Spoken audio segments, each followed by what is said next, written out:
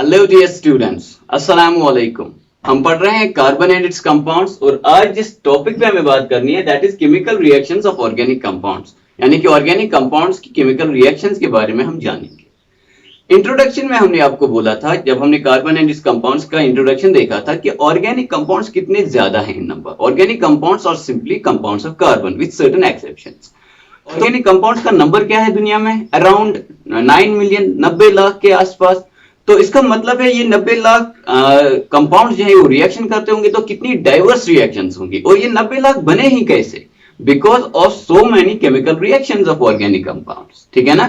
तो नंबर, इनका नंबर ही आपको बताता है और डाइवर्सिटी ऑफ देयर फंक्शंस, ठीक है ना। वो डीएनए का काम करते हैं, वो आपकी मैटिंग का काम करते हैं, वो आपकी स्किन का बनाने का काम करते हैं, वो आपका जो है क्लोथिंग का काम करते हैं, वो फ्यूल्स हैं और बहुत सारी एप्लीकेशन जो हमने इंट्रोडक्शन में पढ़े थे।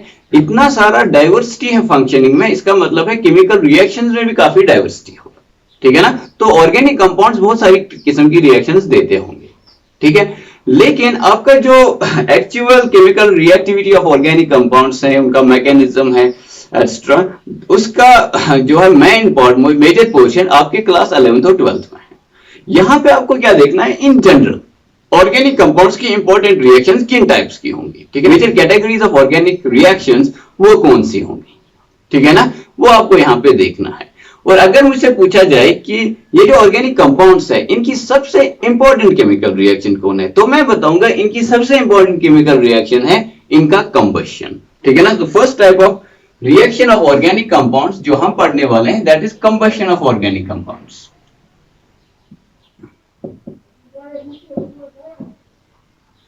अगर आप पूछेंगे क्यों आपको ऐसा लगता है कि ऑर्गेनिक कंपाउंड्स का जो कंबशन है दैट इज इंपॉर्टेंट, क्योंकि हम जो फ्यूल्स का यूज करते हैं, ठीक है ना।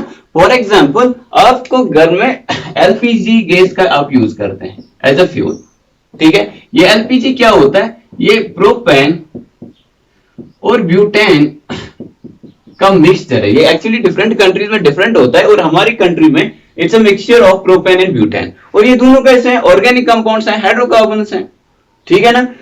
अगर आप मुझे कहेंगे कि गाड़ियों में कौन सा फ्यूल, अगर मैं आपसे पूछूं इनफैक्ट कि गाड़ियों में किस टाइप का फ्यूल आप यूज करते हो, तो आप बोलोगे पेट्रोल का यूज करते हैं, आप बोलोगे हम डीजल का यूज करते हैं, या फिर आप बोलोगे हम सीएनजी का यूज करते हैं।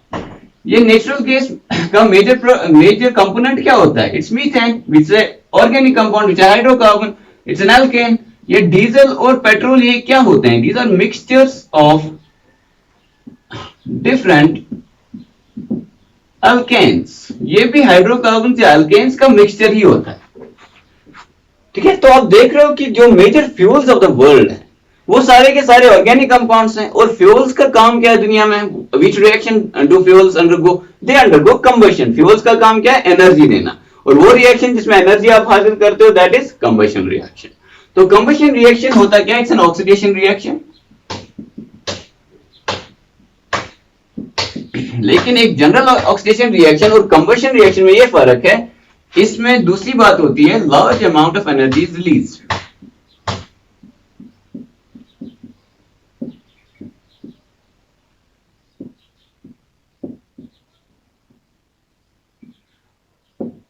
ऑफ लेट जो और डिफरेंट किस्म के फ्यूल्स दुनिया में आ रहे हैं उनमें से फॉर एग्जांपल कुछ अल्कोहल्स हैं, जैसे कि मिथेनॉल है, इथेनॉल है। These are also fuels, good fuels. ये सब भी क्या है? ये सब भी ऑर्गेनिक कंपाउंड्स हैं, ठीक है ना। तो ये ऑर्गेनिक कंपाउंड्स जो हैं ये इनका कंबशन रिएक्शन दुनिया में बहुत ज्यादा इंपॉर्टेंट है, ठीक है ना। अब हम देखेंगे कि कंबशन रिएक्शन ऑर्गेनिक कंपाउंड्स की जब होती है तो प्रोडक्ट्स क्या बनते हैं। सबसे पहले ऑर्गेनिक कंपाउंड्स में कार्बन होता है, तो पहले हम देखेंगे कार्बन जब कंबशन करता है, सिंपली आपको पता होगा ये कि कार्बन जब ऑक्सीजन के साथ रिएक्शन करता है it gives carbon dioxide and energy, a lot of energy is released, ठीक है। लेकिन जब ऑर्गेनिक कंपाउंड्स रिएक्शन करते हैं आपके ऑक्सीजन के साथ कंबशन रिएक्शन, तो जो प्रोडक्ट्स वहां पे बनते हैं they are carbon dioxide and water, ठीक है ना। तो फॉर एग्जांपल ये आपका मीथेन है, it reacts with oxygen, it will form carbon dioxide and water, ठीक है, and a lot of energy will be released। ये भी एक कंबशन रिएक्शन है, ठीक है ना। इसको अगर बैलेंस करेंगे हम तो it will be like this, methane reacts with oxygen in a combustion reaction, gives carbon dioxide and water, and a lot of energy is released. ठीक है ना. इवन जो आपका ग्लूकोज है, ठीक है ना, आपने ग्लूकोज का ऑक्सीडेशन देखा है, रेस्पिरेशन का रिएक्शन देखा है, glucose plus oxygen gives carbon dioxide and water, ठीक है ना, and a lot of energy. तो आपका ग्लूकोज क्या है? It's also an organic compound, C6H12O6 plus oxygen. ये तो आपने बचपन से ही रिएक्शन देखा है, C6H12O, this gives carbon dioxide, 6 times carbon dioxide and 6 times water. ठीक है ना. तो ये आपका रिएक्शन है. And what does it give? It gives energy. आपकी रेस्पिरेशन प्रोसेस में क्या रिलीज होता है? उसमें आप उससे आप एनर्जी हासिल करते हो, ठीक है ना. तो आप देख सकते हो कि जो मेजर फ्यूल्स हैं, चाहे वो आपकी बॉडी में हो, आपके व्हीकल्स में हो, आपके एलपीजी के सिलेंडर में हो, वो सारे ऑर्गेनिक कंपाउंड्स हैं और उनका कंबशन रिएक्शन बहुत इंपॉर्टेंट है, ठीक है ना. हमने बात की थी अल्कोहल्स की. अल्कोहल भी रिएक्शन करेंगे, C2H5OH plus oxygen. This will also give carbon dioxide plus water plus energy, ठीक है. तो जैसे कि आप देख रहे हो, आपका जो कंबशन रिएक्शन है आपके हाइड्रोकार्बन्स का या फिर आपके अल्कोहल्स का या इन जनरल ऑर्गेनिक कंपाउंड्स का, that is an important reaction, ठीक है. यहां पे भी अगर इसको बैलेंस हम करेंगे,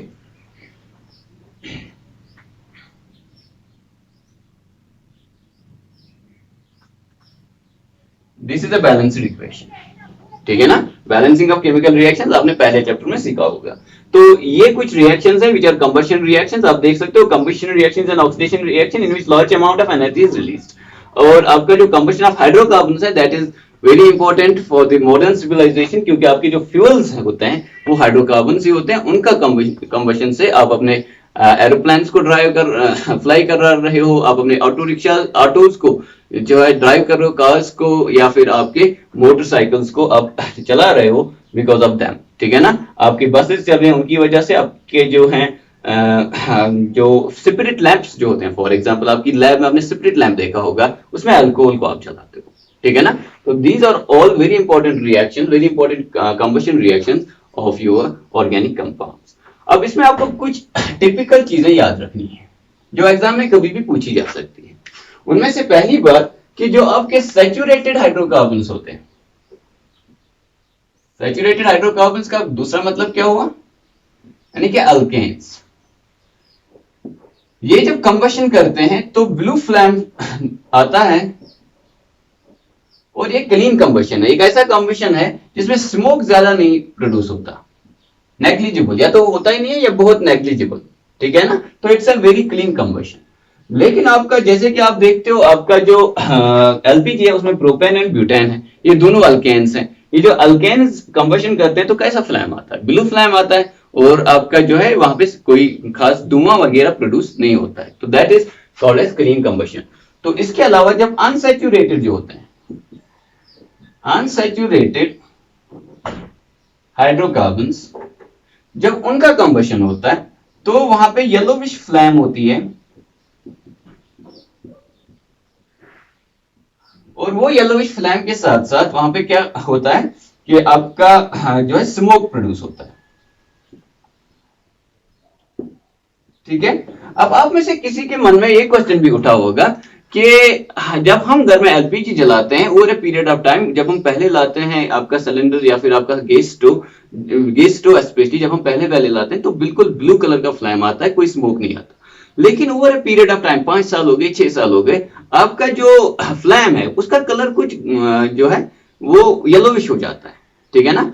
और आपका जो थोड़ा सा स्मोक भी प्रोड्यूस होता है. तो और तो उसमें भी प्रोपेन और ब्यूटेन ही चल रहा है, फिर वो येलोविश क्यों होता है? दैट इज क्योंकि वहां पे जो ऑक्सीजन इंपॉर्टेंट है कंबशन के लिए, ठीक है ना. जैसे कि आप देख रहे हो कि oxygen is important for combustion. Oxygen के बगैर तो आप कंबशन नहीं करो, चाहे आप अपनी बॉडी में ही ग्लूकोज का कंबशन क्यों नहीं करो, ठीक है ना. तो ऑक्सीजन इज इंपॉर्टेंट. और जो इनलेट्स होते हैं ऑक्सीजन के आपके गैस स्टोव में, ठीक है ना, उनमें कुछ ब्लॉक आता है जिसकी वजह से there is the limited supply of oxygen. Oxygen का सप्लाई कम हो जाता है और आपका जो फ्यूल है उसका इनकम्प्लीट कंबशन हो जाता है, वो पूरी तरह से नहीं जल पाता, ठीक है ना. जब इनकम्प्लीट कंबशन होता है तब जाके आपका वो येलो फ्लेम आता है और थोड़ा सा स्मोक आता है, समझ रहे हो.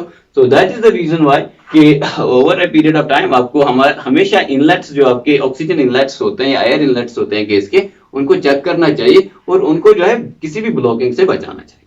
समझ रहे हो? तो दिस इज अनदर थिंग। एक और खास बात होती है कि फ्लेम कब प्रोड्यूस होता है। फ्लेम सिर्फ तब प्रोड्यूस होता है जब गैसेस जो होते हैं वो बर्न होते हैं। जब कोई गैस बर्न होता है तब जाके फ्लेम प्रोड्यूस होते हैं। लेकिन अब आप कहेंगे हम चाहे वुड जलाएं, चाहे हम कैरोसिन, जब हम जलते हैं लकड़ी पे और कैरोसिन को जलाते हैं तो उस टाइम पे तो कोई फ्लेम नहीं बनता, ठीक है ना। तो ये फ्लेम कहां से आता है? तो एक बात याद रखो, जब आप वुड जलाते हो या इवन जब आप वैक्स जो है उसको जलाते हो, आपकी मोमबत्ती, तो वहां पे फ्लेम बनता है। कहां से बनता है? वो वुड में या वैक्स में देयर और सम वोलाटाइल कंपोनेंट्स, कुछ उसमें चीजें होती हैं जो वोलाटाइल होती है। वोलाटाइल का मतलब क्या होता है कि जब उनको थोड़ी सी हीट देते हैं तो वो वेपर्स बन जाते हैं, ठीक है ना। उनका बॉइलिंग पॉइंट होता है वो कम होता है तो वो वेपर्स बन जाते हैं। जब वो वेपर्स बन गए तो जैसे ऊपर आए वहां पे उनको आग लग जाती है, क्योंकि वहां पे आपने कुछ तीली माचिस की रखी होगी जला के, तो वहां पे जब वो आग लग जाती है तो फिर जितने वेपर्स उठते हैं तो जैसे ही उस आग के पास पहुंचते हैं उनको भी आग लग जाती है और वहां पे एक फ्लेम प्रोड्यूस होता है। तो फ्लेम जो है वो वुड में या वैक्स में कैसे प्रोड्यूस होता है? उन चीजों में कुछ वोलाटाइल सब्सटेंसेस होते हैं। वोलाटाइल का मतलब है ऐसी चीजें जिनका बॉइलिंग पॉइंट कम होता है या जो फिर जल्दी जल्दी गैस बन जाते, जल्दी वेपर्स बन जाते हैं लो टेम्परेचर पे, या फिर जिनका बॉइलिंग पॉइंट उतना ज्यादा नहीं होता, ठीक है ना। वोलाटाइल होते हैं वो। तो जैसे ही उनको थोड़ा सा आपने हीट किया तो वो वोलाटाइल सब्सटेंसेस बाहर आ जाते हैं और उनको जो है कंबशन हो जाता है। कंबशन जब वोलाटाइल सब्सटेंसेस जो होते हैं in the form of vapours बाहर आएंगे और वेपर गैस है तो उसके जलने से फ्लेम प्रोड्यूस होता है, जो आप देखते हो अपने वुड में या फिर आपके मोमबत्ती में। समझ रहे हो? ठीक है। तो this was a discussion about combustion. Combustion में हमने देखा ये जो आज की दुनिया है इसमें कंबशन ऑफ हाइड्रोकार्बन्स और in general combustion of organic compounds is very very vital, क्योंकि जो फ्यूल्स हम यूज कर रहे हैं वो ऑर्गेनिक कंपाउंड्स हैं। इवन हमारी बॉडी में जो फ्यूल यूज होता है ग्लूकोज, वो भी आपका एक ऑर्गेनिक कंपाउंड है। उनके कंबशन से एनर्जी रिलीज होती है और उस एनर्जी से हम अपनी सिविलाइजेशन को आजकल ड्राइव कर रहे हैं, ठीक है ना। उसमें कुछ रिएक्शंस हैं जो आपको याद रखनी है और कुछ टिपिकल सी बातें हैं जो आपको याद रखनी है, ठीक है ना। कार्बन जब जलता है तो कार्बन डाइऑक्साइड निकलता है, ठीक है। अगर इसका इनकम्प्लीट कंबशन हुआ यानी कि ऑक्सीजन का सप्लाई कम हुआ तब जाके कार्बन मोनोऑक्साइड बनता है, ठीक है। मीथेन या फिर कोई भी हाइड्रोकार्बन जलता है या फिर अल्कोहल जलता है तब जाके आपका क्या बनता है? कार्बन डाइऑक्साइड और वाटर बनता है, ठीक है ना। और हमेशा lot of energy is release, ठीक है। सैचुरेटेड हाइड्रोकार्बन यानी अल्केन के जलने से ब्लू फ्लेम आता है और स्मोक नहीं बनता, लेकिन अनसैचुरेटेड अल्कीन्स और अल्काइंस के जलने से जो है येलोविश फ्लेम आता है और स्मोक बनता है। और आपका जो फ्लेम है, ठीक है ना, वो सिर्फ तब प्रोड्यूस होता है जब आपके गैसेस बर्न करते हैं। तो वुड में फ्लेम कैसे आता है कि जब इसको जलाते हैं, ठीक है ना, इसको थोड़ा सा गर्म करते हैं, वहां पे क्या होता है कि आपका वोलाटाइल सब्सटेंसेस निकलता है। उन वोलाटाइल सब्सटेंस जो in the form of vapours बाहर निकलते हैं, इनका वेपर्स जो है वो बाहर निकलते हैं और दे कैच फायर और वही फिर फ्लेम की सूरत में आपको दिखता है। समझ रहे हो? तो ये सब जो बोर्ड पे लिखा है इसको अब आप आराम से नोट करिए और नोट करने के बाद हम नेक्स्ट रिएक्शन पे आते हैं, ठीक है ना। नोट दिस डाउन एंड जैसे जिस टाइम पे आप नोट कर रहे होते हैं उस टाइम पे आपको हर एक रिएक्शन को समझने की कोई कोशिश करनी चाहिए, so that it becomes easy for you to understand और to prepare this at the time of examination, ठीक है ना। एग्जामिनेशन में आसान कैसे होता है कि क्लास में ध्यान रखना है और फिर जब उतार रहे हो, लिख रहे हो ब्लैक बोर्ड से या जब टीचर डिक्टेट करता है तो उस टाइम पे आपको पूरा ध्यान से लिखना है कि हम लिख क्या रहे हैं ये आपको पता होना चाहिए, ठीक है ना। So write this down.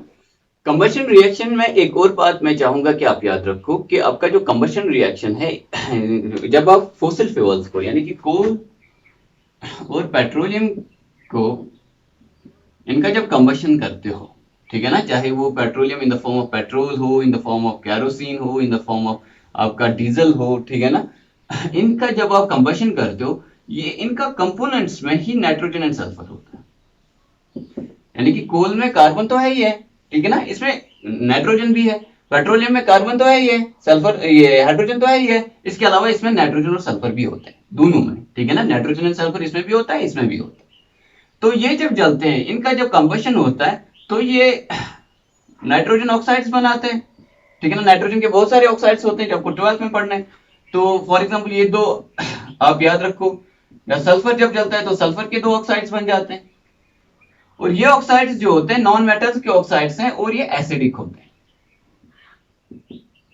ठीक है ना। एसिडिक होने के कारण जब फिर आपकी बारिश बरसती है, बारिश का मतलब क्या हो, वाटर गिरता है, वो जब इन चीजों के साथ रिएक्शन करते हैं, फॉर एग्जांपल सल्फर डाइऑक्साइड, तो उस रेन में स्ट्रॉन्ग एसिड्स बन जाते हैं, चाहे वो नाइट्रिक एसिड हो, चाहे वो सल्फ्यूरिक एसिड हो, सल्फ्यूरस एसिड हो, नाइट्रस एसिड हो, ये सारी किस्म की एसिड्स जो है वो बन जाती है। कैसे बनी कि आपने फोसिल फ्यूल जलाए और कंटिन्यू गाड़ी में जला रहे हो, नाइट्रोजन और सल्फर के ऑक्साइड, नाइट्रोजन और सल्फर जो है वो भी वहां पे जलता है, उनके ऑक्साइड्स बनते हैं, एटमॉस्फेयर में जाते हैं, वो फिर वाटर वेपर के साथ मिलके या फिर eight the time of rain, specially जब वाटर का कंसंट्रेशन बहुत ज्यादा बढ़ जाता है आपके एटमॉस्फेयर में, तो रेन के टाइम पे वो वाटर के साथ मिलके एसिड रेन बनाते हैं। तो ये बात भी आपको ध्यान में रखनी है, ठीक है ना। This is the last thing that you should know about the combustion reaction of your organic compounds. Let's move to the next reaction.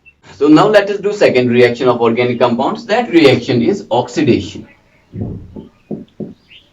इसमें भी बस आपको स्कीम याद रखना।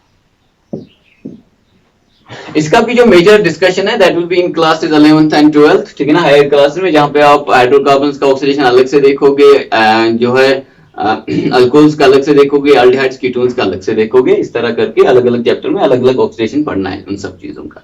लेकिन इन जनरल, ठीक है ना, आपका कौन सा ऑक्सीडेशन जो है वो दुनिया में आपके ऑर्गेनिक कंपाउंड्स दिखाते हैं, दैट इन्वॉल्व दिस स्कीम। आपके जो अल्कोहल्स होते हैं, they undergo oxidation and they form aldehydes or ketones.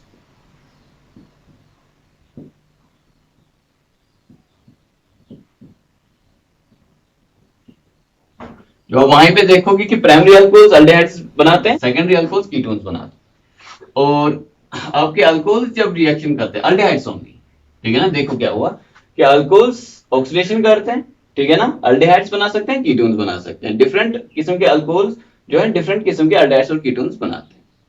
आपके प्राइमरी अल्कोहल्स अल्डेहाइड्स बनाते हैं, सेकेंडरी अल्कोहल्स, यहाँ पे एल है, जो है वो कीटोन्स बनाते हैं, ठीक है ना। अब जो आपके अल्डिहाइड्स हैं, नॉट कीटोन्स, ओनली अल्डिहाइड्स, ये ऑक्सीडेशन नहीं करते, they do not undergo further oxidation under normal condition.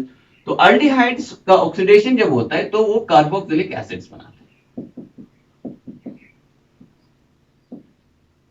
ठीक है ना। ये स्कीम आपको याद रखना है, और इनमें आपको जरूरत पड़ती है ऑक्सीडाइजिंग एजेंट्स की, ठीक है ना, जैसे कि अल्कलाइन KMnO4 या फिर K2Cr2O7 एक्सेट्रा, ठीक है ना। तो यहां पे आप देखो अल्कलाइन KMnO4,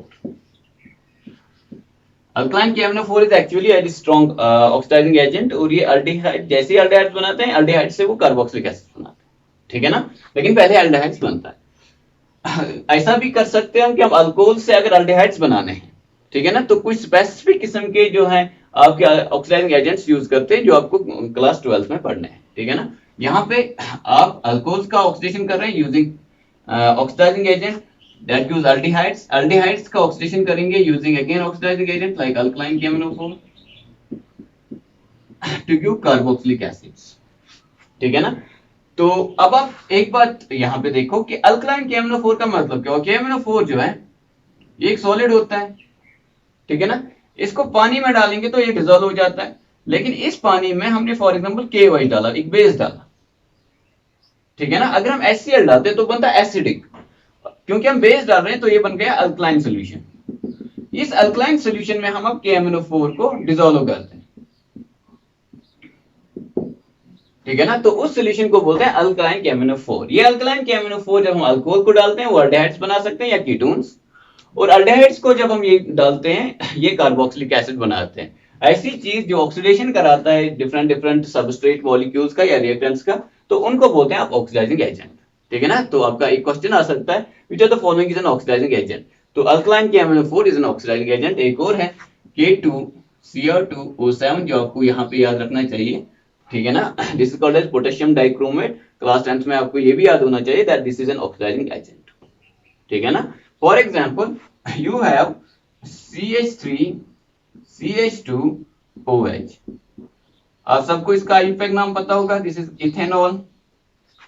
इसको आपने ट्रीट किया विद अल्कलाइन KMnO4 तो क्या बनेगा, अल्डिहाइड बनेगा। तो कौन सा अल्डिहाइड बनेगा, देखो CH3 अपना वहीं पे see same number of carbon atoms होने चाहिए, डबल बॉन्ड हो, सिंगल बॉन्ड है, तो ये एल्डिहाइड यहां पे बना, ठीक है ना। ओके, जब इसका भी आप ऑक्सीडेशन करोगे यूजिंग अल्कलाइन KMnO4 तो क्या बनेगा, तो कार्बोक्सिलिक एसिड बनेगा CH3COOH,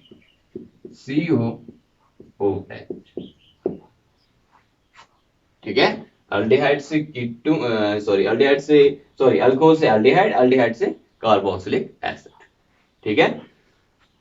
ओके, तो यहाँ पे एक और रिएक्शन हम करते हैं, इसको मिटाते हैं। अगर आपको इसको नोट करना है तो आपको वीडियो को पॉज करना पड़ेगा और आप इसको नोट कर सकते हो। इसको फिलहाल हम इरेज करते हैं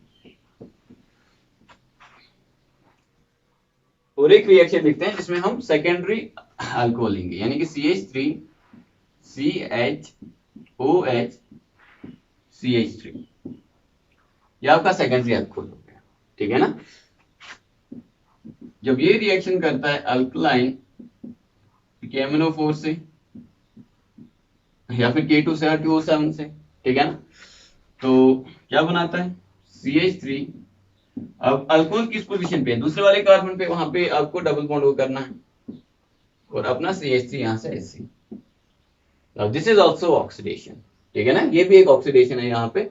तो यहाँ पे क्या हुआ, आपका अल्कोहल कीटोन में कन्वर्ट हो गया। तो सेकेंडरी अल्कोहल क्या मतलब क्या होता है, जहां पे OH हाइड्रोक्सिल ग्रुप वो सेकेंडरी कार्बन के साथ जुड़ा हो। सेकेंडरी कार्बन एक ऐसा कार्बन है जो खुद दो कार्बन के साथ जुड़ा हुआ होगा। देखो ये कार्बन यहाँ से भी कार्बन के साथ है, यहाँ से भी कार्बन के साथ है, तो ये सेकेंडरी कार्बन हुआ। ये सेकेंडरी कार्बन के ऊपर OH ग्रुप है, तो ये सेकेंडरी अल्कोहल हुआ। सेकेंडरी अल्कोहल का जब ऑक्सीडेशन होता है तो वो कीटोन बना, ठीक है ना। सो that is your oxidation reaction of your organic compounds, ठीक है। अब हम पढ़ते हैं अपना नेक्स्ट रिएक्शन। तो अभी तक हम पढ़ चुके हैं कंबशन रिएक्शन और उसके बाद हमने पढ़ा ऑक्सीडेशन रिएक्शन, ठीक है ना। कंबशन रिएक्शन के जो प्रोडक्ट्स होते हैं ऑर्गेनिक कंपाउंड्स की, कंबशन जब होती है तो कार्बन डाइऑक्साइड और वाटर बनता है and a large amount of energy is release, ठीक है ना। The oxidation reaction in which large amount of energy is release is called combustion. उसके बाद हमने देखा कि आपके जो अल्डिहाइड्स और कीटोन्स हैं, पहले अल्कोहल्स आप ट्रीट करा विद सम ऑक्सीडाइजिंग एजेंट, ठीक है ना, वो बनाता है अल्डिहाइड्स या कीटोन्स। प्राइमरी अल्कोहल्स अल्डिहाइड्स बनाते हैं, सेकेंडरी अल्कोहल्स कीटोन्स बनाते हैं, ठीक है ना। उनको ट्रीट करते हैं, जब हम अल्डिहाइड्स को ट्रीट करते हैं विद दिस ऑक्सीडाइजिंग एजेंट, वो बनाते हैं आपके कार्बोक्सिलिक एसिड्स, ठीक है। Now we will do the third kind of reaction which is known as substitution reaction.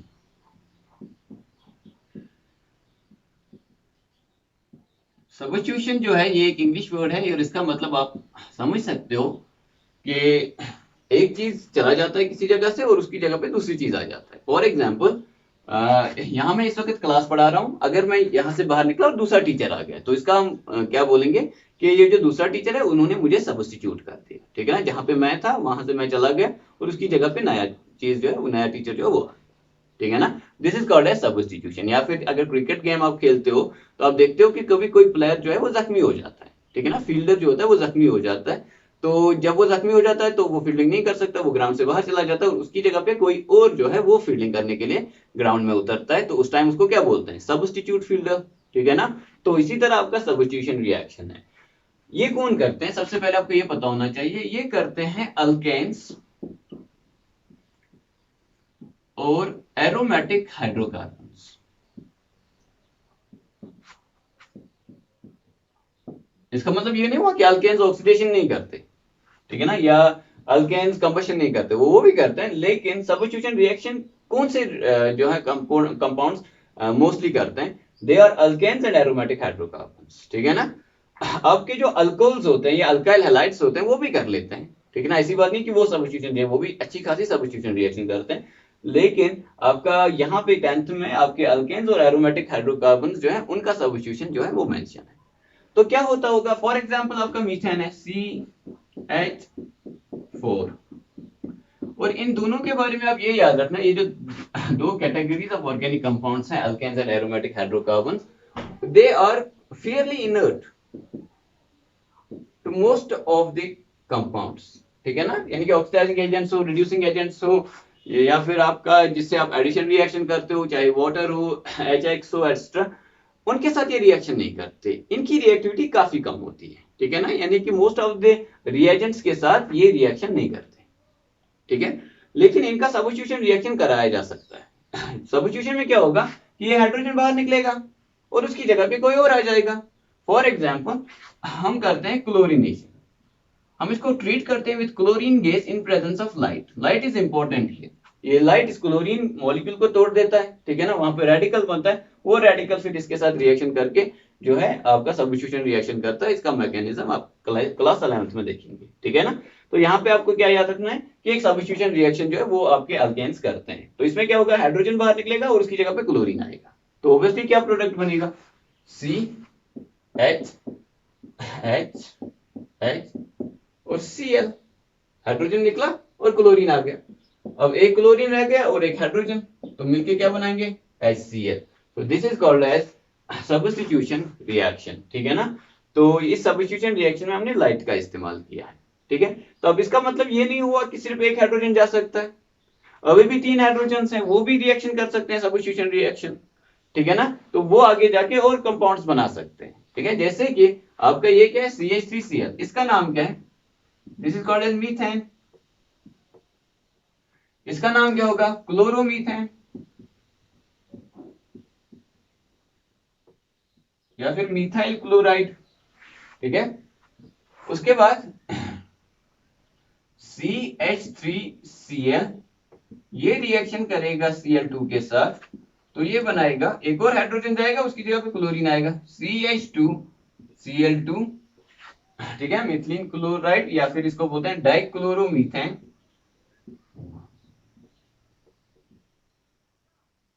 Plus HCl। ये जो डाइक्लोरोमीथेन है CH2Cl2, अभी भी इसमें हाइड्रोजन 2 है, ये भी क्लोरीन के साथ रिएक्शन करेगा, तो क्या बनाएगा, CHCl3, एक और हाइड्रोजन चला जाएगा, उसकी जगह पे क्लोरीन आ जाएगा प्लस HCl। ये CHCl3, इसका नाम आप जरूर याद रखना, इसको बोलते हैं, कॉमन नेम इसका है क्लोरोफॉर्म, और आयुपैक नाम जो है इसका वो क्या है, ट्राइक्लोरोइथेन, सॉरी मीथेन, ट्राइक्लोरोमीथेन। ओके, फाइनली आपका जो CHCl3 है यानी कि क्लोरोफॉर्म, ये भी Cl2 के साथ रिएक्शन करेगा और CCl4 जो है वो बनाएगा, which is called as carbon tetrachloride.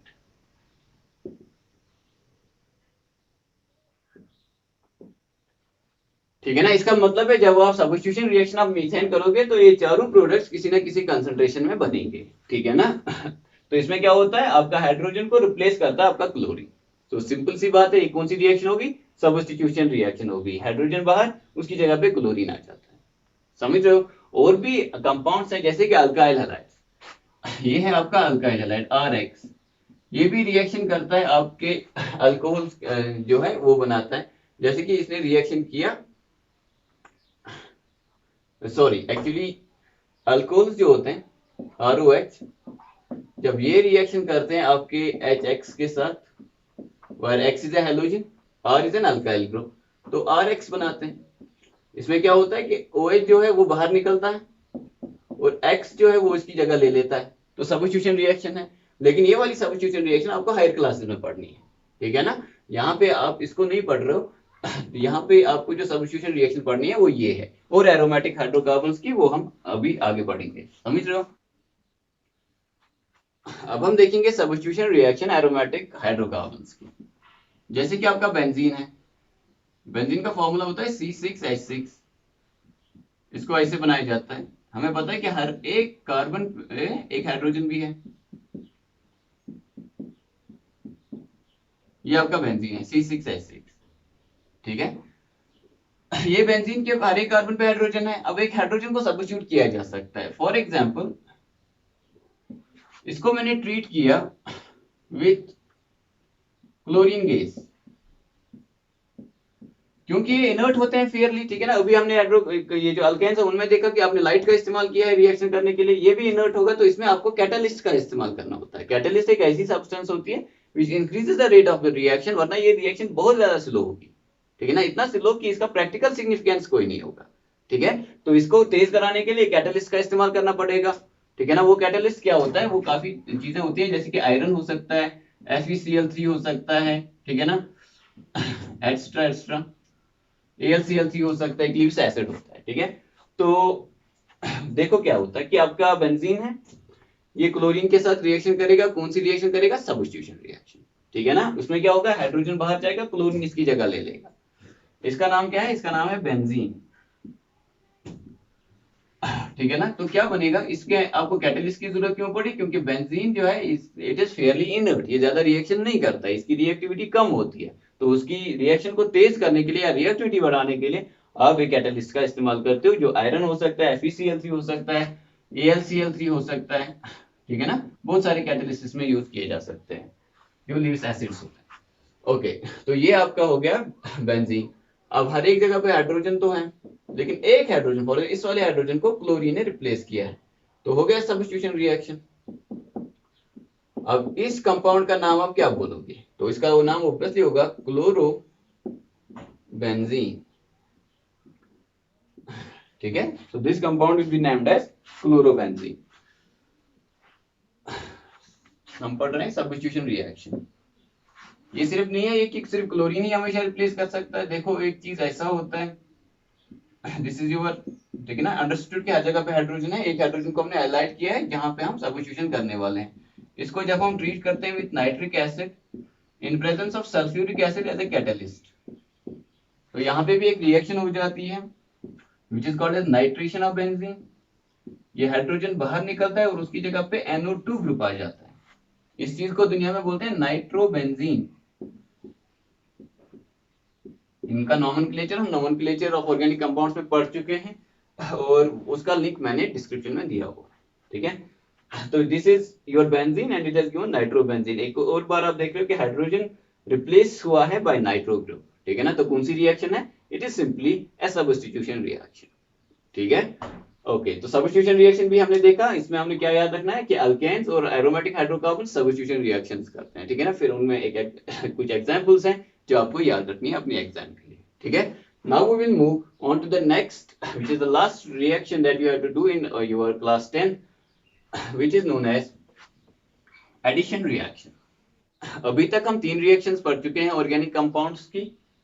One is, the first one was combustion, then we did oxidation, then we did substitution, ठीक है। सब्स्टिट्यूशन में हमने देखा अल्कीन और अल्काइन मिसिंग है, तो वो दो जो है वो करते हैं एक और टाइप की reaction which is known as addition reaction.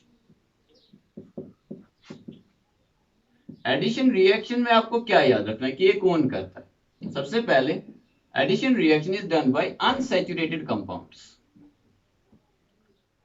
चाहे वो हाइड्रोकार्बन्स हो या हाइड्रोकार्बन्स के बगैर भी हो, यानी कि जहां पे भी आपको डबल बॉन्ड या ट्रिपल बॉन्ड दिखे, for example C double bond C, C double bond O, C double bond N, C triple bond N extra, ऐसे कंपाउंड्स जो हैं वो आपकी सब्स्टिट्यूशन रिएक्शन कर लेते हैं, sorry addition reaction. So addition reaction is a characteristic feature of unsaturated compounds like alkenes, alkynes, aldehydes, ketones, etc. तो यहाँ पे आपको alkenes और alkynes का पढ़ना है। देखो for example you have this CH2 double bond CH2। अगर आपसे कोई पूछेगा स्ट्रिक्टली टेल मी कि आपका जो सैचुरेटेड कंपाउंड है ये किस चीज में सैचुरेटेड है, जैसे आपका सैचुरेटेड सॉल्यूशन होता है, एक ऐसा सॉल्यूशन जिसमें सोल्यूट इतना ज्यादा है कि आप और सोल्यूट ऐड करेंगे तो वो डिसॉल्व नहीं होगा, ठीक है ना। तो that is called as saturation, उसका सैचुरेशन आ गया। या किसी को बोलते हैं कि आप खाना खाओ, उसने बोला आई एम सैचुरेटेड, मैंने बहुत खा लिया अब मैं और नहीं खा सकता, तो वो फूड से सैचुरेट हुआ है, ठीक है ना। आपका सोल्यूशन सोल्यूट से सैचुरेट होता है। आपका सैचुरेटेड कंपाउंड किस चीज से सैचुरेटेड होता है, सिंगल बॉन्ड से। जब तक कार्बन ने 4 सिंगल बॉन्ड्स नहीं बनाए तब तक उसको अनसैचुरेटेड बोलते हैं, ठीक है ना। यानी कि कार्बन अगर इस कंडीशन में है कि इसने 4 सिंगल बॉन्ड्स बनाए, 4 ही बना सकता है, तो 4 के 4 इसने बनाए हैं और सिंगल बॉन्ड्स नहीं बना सकता, तो इसको बोलते हैं हम saturated. So what is it saturated with, is saturated with single bonds. Unsaturated में क्या होता है, there is a double bond, अभी भी ये 2 सिंगल बॉन्ड्स, अभी इसने कितने सिंगल बॉन्ड्स बनाए, 2, तो 2 और बना सकता है, तो ये अनसैचुरेटेड कहलाएगा। या ट्रिपल बॉन्ड देखो, C ट्रिपल बॉन्ड N देखो, ये कार्बन ने कितने सिंगल बॉन्ड्स बनाए, सिर्फ एक, ट्रिपल बॉन्ड एक, सिंगल बॉन्ड एक, अभी ये और कितने सिंगल बॉन्ड्स बना सकता है, 3। तो जब तक ये चार के चार नहीं बनाएगा तब तक इसको अनसैचुरेटेड बोलेंगे। तो so saturation is with respect to single bond. Okay, तो ये अनसैचुरेटेड है, डबल बॉन्ड है यहाँ पे। इसको हमने ऐड किया क्लोरीन गैस, तो एक क्लोरीन यहाँ पे आएगा, एक क्लोरीन यहाँ पे आएगा, ठीक है ना। Resulting in the form is now CH2Cl single bond CH2Cl। तो डबल बॉन्ड टूट गया, उसकी जगह पे दो सिंगल बॉन्ड्स बने जो क्लोरीन के साथ बने, ठीक है ना। तो this is called as ethane, जैसे कि आपको पता होगा, and this is called as 1,2-डाइक्लोरोइथेन,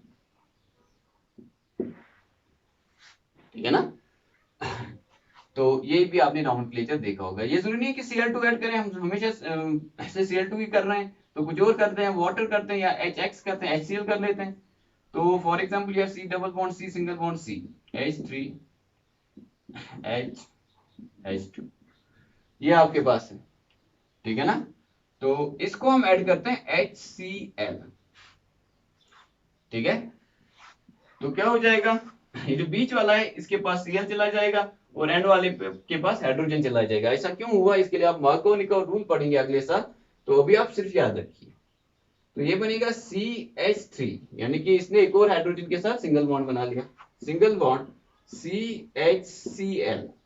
तो ये Cl यहाँ पे चला गया, हाइड्रोजन यहाँ पे चला गया, डबल बॉन्ड टूट गया, दो सिंगल बॉन्ड बन गए उसके बाद, single bond CH3। So this is addition of HCl. Addition of water देख लो, for example you have this CH3 single bond CH double bond CH single bond CH3 plus water। तो water क्या होता है, H और OH, तो एक पे H आएगा, दूसरे वाले पे OH। ये किस पे देना है आपको, जो दो कार्बन एटम्स अनसैचुरेटेड है।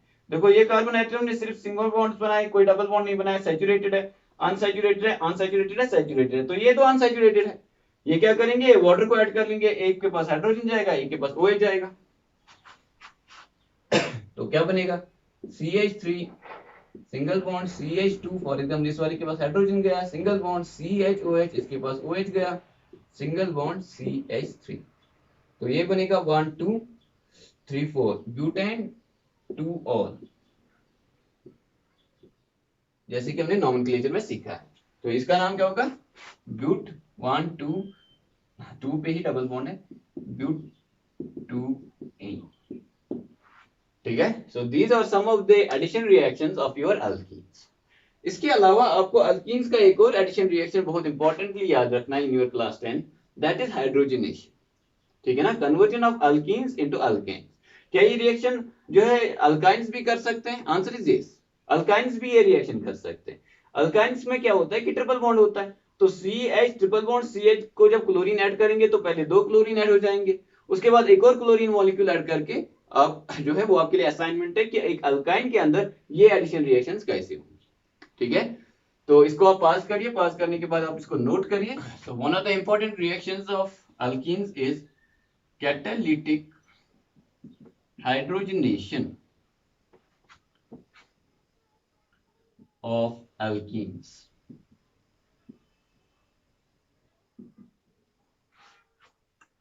ठीक है। तो ये सब क्या होता है कि आपने एक अल्कीन लिया, इसको हाइड्रोजन के साथ ट्रीट किया तो कुछ नहीं होगा, but you have to do in presence of a catalyst which can be platinum और प्लैटिनम और निकल, ठीक है। इसको रैनी निकल भी कहते हैं, निकल ऑन कार्बन, ठीक है। तो जब आप ऐसा करते हो तो कैटलिस्ट क्या है इसके लिए, या तो निकल या फिर प्लैटियम या प्लैटिनम, ठीक है ना। तो क्या हो जाता है कि आपका हाइड्रोजन ऐड हो जाता है, यहाँ पे हाइड्रोजन, यहाँ पे भी हाइड्रोजन। तो इस तरह से आपने एक अल्कीन को हाइड्रोजनेशन करके कैटलिस्ट के प्रेजेंस में एक अल्केन बनाया। ये क्यों इंपॉर्टेंट रिएक्शन, ये इंपॉर्टेंट रिएक्शन इसलिए है क्योंकि आपके जो अल्केन्स होते हैं वो बहुत अच्छे फ्यूल्स होते हैं। तो फ्यूल बनाने का एक तरीका ये है, समझ रहे हो, ठीक है ना। तो आप देखिए फॉर एग्जांपल यह CH2 double bond CH2 plus hydrogen in presence of निकल, तो क्या बनेगा, इधर भी हाइड्रोजन चला जाएगा, इधर भी हाइड्रोजन चला जाएगा, CH3 सिंगल बॉन्ड CH3। अगर आपके पास ये है CH3 single bond CH2 single bond CH double bond CH2, तो ये अनसैचुरेटेड है, ये अनसैचुरेटेड है, इसको कैटालिटिकल हाइड्रोजनेशन करते हैं, हाइड्रोजन ट्रीट कर इस जो है गैस के साथ इसकी रिएक्शन कराएंगे, ठीक है ना, और they will be passed over a catalyst which can B platinum, platinum के ऊपर से इन दोनों को पास करा है, तो क्या रिएक्शन हो जाएगा, CH3 CH2 CH2 CH3। तो आप देख सकते हो कि ये जो आपका ब्यूटीन है वो कन्वर्ट हो गया इनटू ब्यूटेन, तो this is called as catalytic hydrogenation of your alkanes, ठीक है, sorry alkenes, catalytical hydrogenation of alkenes gives alkanes, ठीक है। So these were the 4 types of chemical reactions जो आपको करनी है, जो आपको याद रखनी है, और ये आपके एग्जामिनेशन के लिए आपको प्रिपेयर करने हैं, ठीक है ना। So that was all about today's lecture in which we studied the chemical reactions of organic compounds. Combustion से हमने स्टार्ट किया, उसके बाद हमने देखा ऑक्सीडेशन, उसके बाद हमने देखा substitution, substitution is the reaction of alkanes and aromatic hydrocarbons, उसके बाद फाइनली हमने देखा addition reactions which is a reaction of unsaturated hydrocarbons, ठीक है। See you next time with next lecture. Thanks for watching today's lecture. Have a nice time.